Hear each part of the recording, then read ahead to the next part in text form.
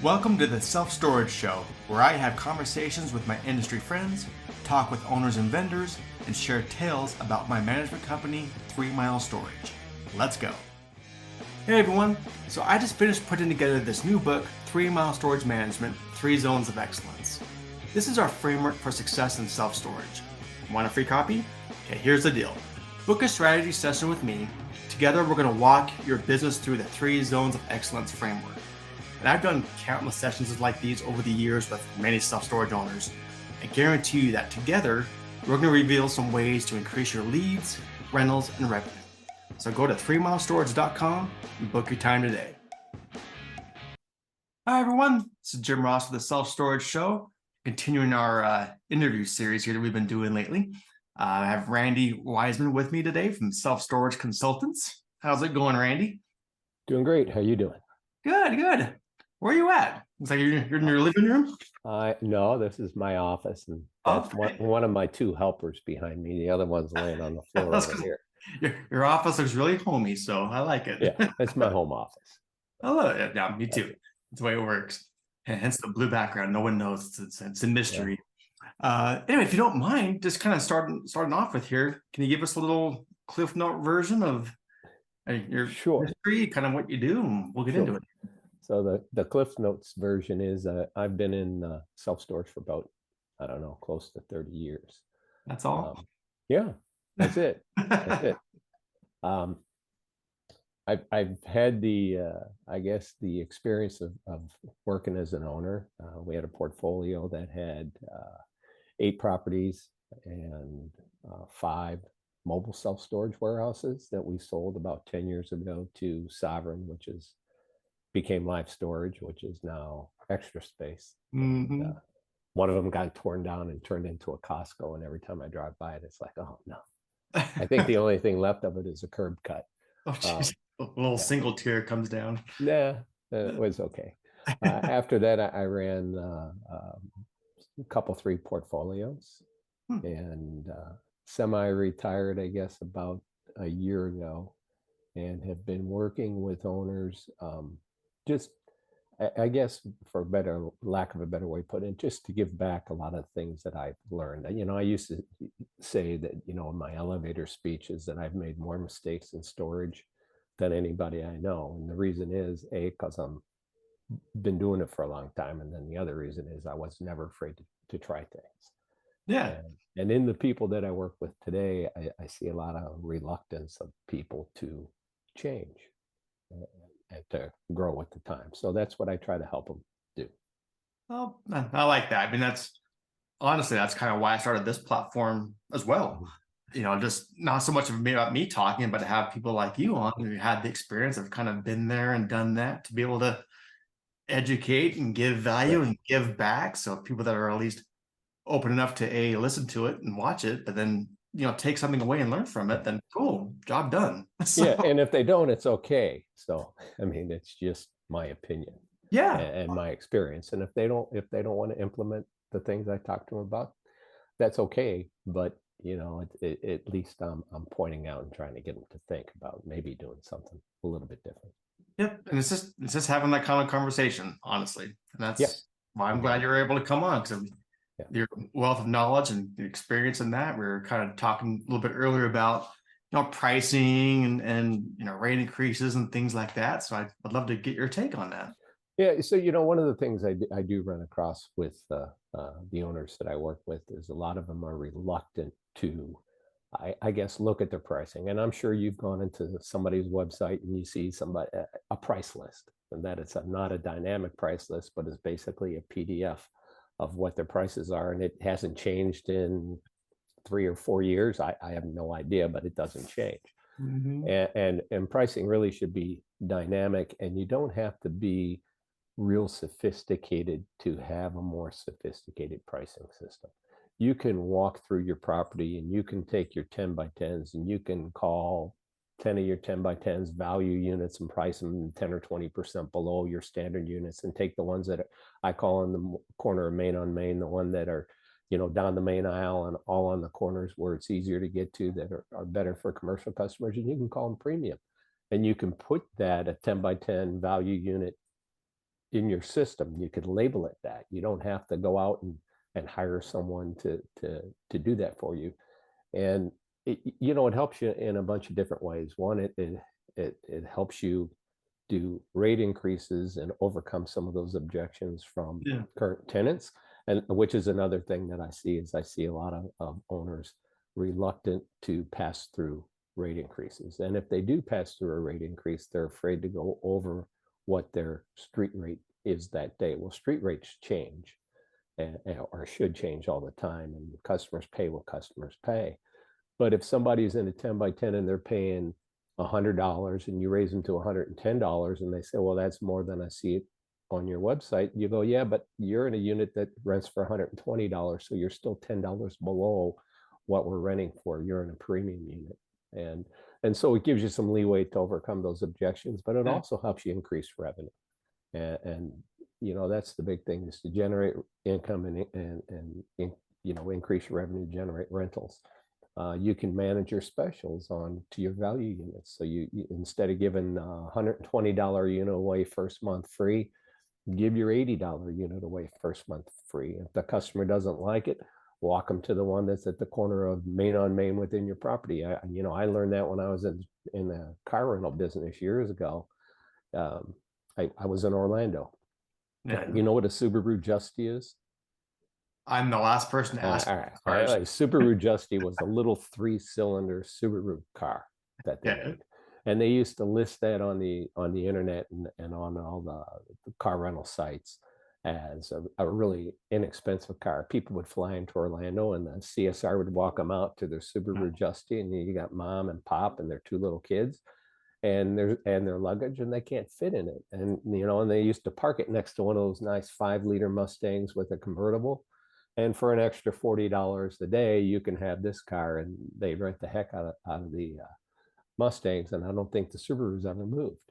But it's a similar thing. It's a lead generator, and it's an upsell, and they got paid to upsell. They got bonus to upsell, and there's nothing wrong with upselling storage. Just people are afraid to do it. Well, yeah, and it comes down to a sales approach. I think that's one thing that just comes naturally to me or not, but that's the first thing when I'm talking with an owner is putting that salesman's hat on, because it's a sales thing, and sometimes we get a little a little bit lazy when it comes to people, because they're calling us because they need storage. It's not like we're trying to talk them into something they don't already need. But that's even easier when they're already calling you or going to the site to need storage. It's a perfect platform to be able to have that sales process. Right. And we have the greatest job in the world. We don't have to prospect. They come to us. I mean, we have to go fishing for prospects, but they only call us if they need us. So when they call us, when you're a little kid playing phony phone calls, you're not calling the storage place to see how much it costs for a 10 by 10. That just never enters your mind. Well, maybe just me because I'm the storage nerd, but no, most people, they're not calling those sites. It's hilarious. But yeah, I mean, it's just that low hanging fruit of kind of like going back to the value pricing of take literally next time you do a walkthrough and doing a walk around, if you're not already doing this, just do your walkthrough. You got your little clipboard, just be like, oh, okay, cool, corner unit. All right. The units by your gate, that kind of stuff. If you're multi-story, ones right by the elevator. Mark them. If you have a 24-hour access unit, it should be, priced higher. I used to have at some properties, I had interior units that you had to punch in a key code to get into, but they weren't air conditioned. It was just an interior hallway. Well, I used to call those high security units that, not only do you have to go through the gate, but you have to go through the door and punch in a second code. And so, that was my way of making up for the units not being air conditioned, but I called them a high security unit. So I listed a 10 by 10 high security unit and added $10 or $15 to it. It's just easy stuff. I ran a site just very briefly, just like a consultant role here in Salt Lake. It was a brand new build, and they built a whole wing just off exactly that. They leaned into it going, oh, it's extra security. There was nothing else fancy about it. It was just another wing. You had to type in a code to get in. And they sold the crap out of it because it was Yeah. extra security. So it's just having that process, that mindset, for sales process of having that kind of a good, better, best scenario. It gives you a Right. lot of flexibility. Yeah.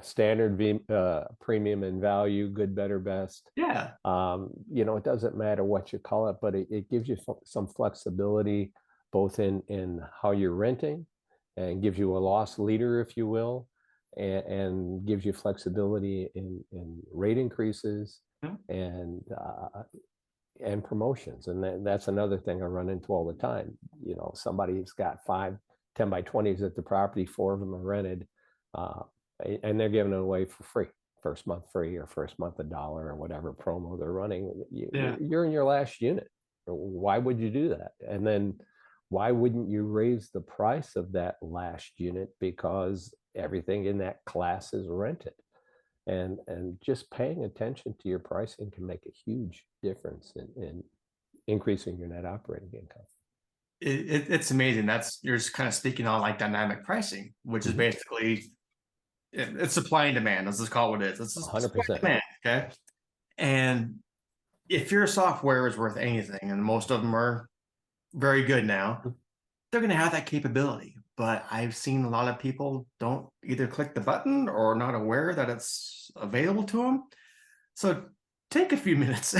Right. Listen, just take a few minutes, look at your software, or call your customer support and be like, hey, I'm interested in dynamic pricing. Where do I go? Yeah. And or Take a few call minutes. me and I'll show you how to do it. It's not that difficult. It's not. None of the stuff that we're talking about is that difficult. It's just a matter of just taking action and doing it, right? Right. And it's paying attention to the details of the business. So a lot of the owners are great at identifying properties and putting together performers on what the property is going to do, but they don't pay attention to the details of operating the business. And there's a lot of value in there, especially if you're going to someday sell your property. Don't you want to maximize your income? Don't you want to have mandatory tenant insurance or property protection to get an extra $10 or $15 a month in income? And on a 5 or a 6 or 7% cap rate, that multiple is increasing the value of your property, whether you're selling it or recapitalizing it, tremendously. And people don't take advantage of that. A lot of owners just don't take advantage of that. Yeah, well, it's not for lack of us ringing the bell, being like, this is what you need to do. So, but it's true. And that's a lot of times when I'm talking to an owner, I'll kind of hit them where it hurts. And that's the pocketbook, frankly. And, I'll showcase exactly that. Kind of be like, this is kind of the money that you're leaving on the table every month by not doing these kind of low-hanging fruit revenue strategies. And now then let's slap a 6 cap on there. And it's like, the jaw kind of drops. Like, yeah, that's what yeah. I mean, but that's what it is. And they have to pay attention to that, or someone within their organization should be paying attention to that. Yeah. And something else I want to hit, because talk about dynamic pricing and having a good, better, best value pricing as well. Obviously, the next kind of low hanging fruit is your rent raises for your current customer base. And right now, I don't know, you kind of feeling the economy right now. People are like maybe a little more hesitant than they were in the past. What do you? So I look at it the exact opposite. So you turn on the TV every day and the food prices are up, and everybody, their homeowners insurance policies are going through the roof. So they're expecting pricing to go up. And so why not jump on that bandwagon? Because your cost as an owner are going up as well. If your property insurance hasn't renewed or is going to renew shortly, you're going to have to pay more. It's just going to happen. You're paying more for labor than you were 3, 4, or 5 years ago if you want to attract decent managers, or you're paying more for software, or you're going to a third-party call center and you're increasing your cost in a number of different ways that has to be passed on to your tenant if you're not, if you want to maintain, I guess, the income level that you're used to. Yeah. And I think it's very important and probably more accepted now than it would have been accepted a year or two ago. And if you listen to the earnings calls of the REITs, or you listen to, the calls that Yardi Matrix has, and they're talking about that, rent increases of 1 to 300% after 3 months, those are pretty healthy. But those folks are doing it, and I'm not saying increase somebody's rate 300% after 3 months, but if you do have a lower rate to get in the door, it's okay after 3 or 4 or 5 months to increase somebody's rent. Yep. And sometimes I wonder if it's just a mental hurdle that sometimes owners have to get over, of the fear of they're going to picket in the streets, or they're going to get blasted online, or everyone's going to have the mass move outs. Yeah, they're concerned about mass move outs, but if you have a 500 property facility, and you're raising everybody and I never raise everybody at the same time. It should be monthly. So you're raising a portion of your customers every month, so that if someone does get upset and moves out, you're not creating a vacuum of, or a large amount of vacancy. So you do a portion every month, but it should be a monthly thing. And do the math. The income that you gain by running through your rate increases is going to be greater than the income that you lose from somebody moving out. And I always have had a saying, if they're going to move out, they're going to move out anyway. It's just normal. They were going to move out anyway. Plus, if your occupancy is high, especially in certain classes of units, you're going to replace that customer with somebody who's going to walk in the door paying more than they did to begin with. Yep, exactly. Now, I want to touch on real quick when you're talking about doing the rent raises and doing a little bit at a time. I'm sure you agree with this, but it's kind of based off of move-in date, frankly. Correct. That's how you're hitting these people. Correct. Through each month. And again, I'll go back to saying this again, that's a software setting. look at your software. It's a setting. You can do these rent raises based off of move-in date. That way it's consistent. Right. And I've run it. Hey, last February I raised everybody $10. Well, okay, the person paying $19 for a 5x5 getting a $10 raise, it is significant compared to the person in a $200 10x20 getting a $10 a month increase. So you got to pay attention to what they're paying, and if you're going to send them a letter and you're going to raise the rent, make it worth your while. So don't antagonize someone or potentially antagonize somebody for a $2 rate increase. Why do that? Yep. Why do that? If they're paying $19, give them a $5 rate increase. Move them to $24. It's okay. Yep. It should be a percentage based off of it should be a percentage. What they're paying, you know what I mean? Right. With a minimum. Exactly. Yeah. Again, we probably could trade horror stories back and forth of people we've consulted with and all that. But I knew a guy that was probably about 10 years that he was doing this, and he was very proud of the strategy of just doing $10 rate increases once a year, but he would do it for the entire facility. And to your point, it's the same thing. Like, well, 5x5 is not the same as a 10x30, dude. Like that, no. And we kind of sat down and went through the strategy we're talking about right now. And I think he ended up making like an extra, oh my gosh, like $3,000 a month on average doing the other way. Doing it the right way. Percentage, exactly. Yeah. And so, he was very happy. I also want to hit real quick while I got you here. It's kind of street rates right now. I mean, things are, I don't know about you if you're, watching it, but it's just it's kind of crazy at the moment, with different street rates and different kind of specials that they're doing, just trying to get the phone to ring, getting those leads going. Want to touch on that?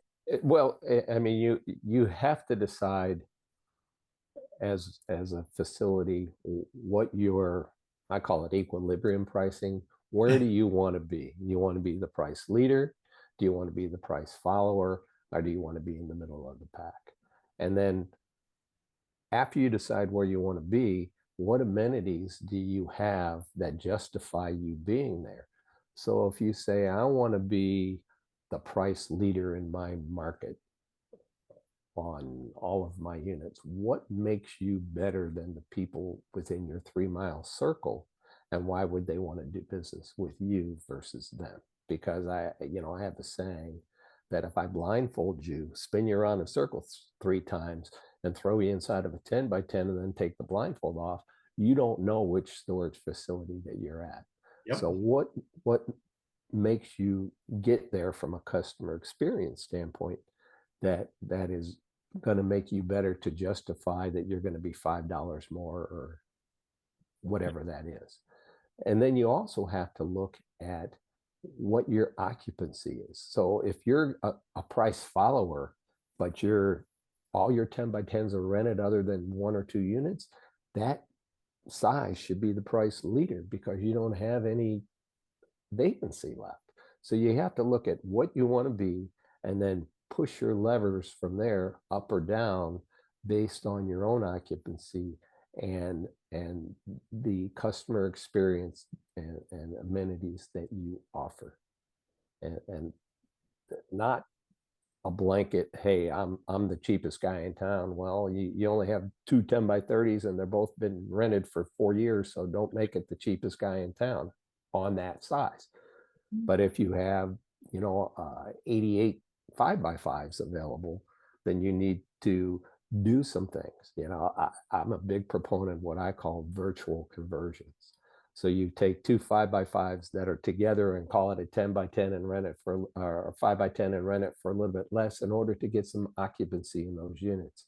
Yep.